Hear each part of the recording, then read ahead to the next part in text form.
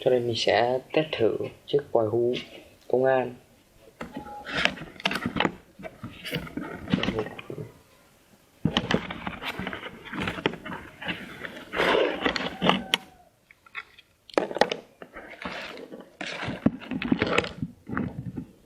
Đây là miếng dán ở đây, bằng dính hai mặt.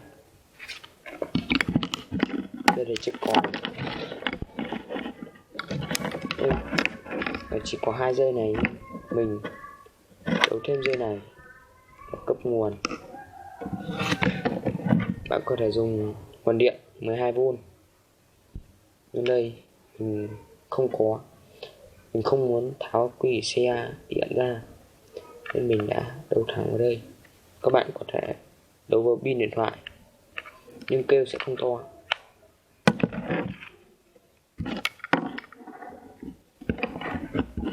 Đây là 3 chế độ.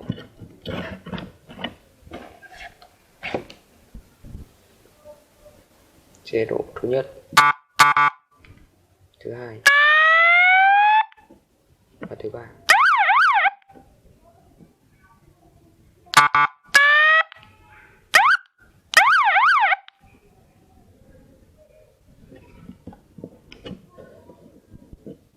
Mình mua chiếc quà này giá 100k, có thể tùy nơi có một giá khác nhau.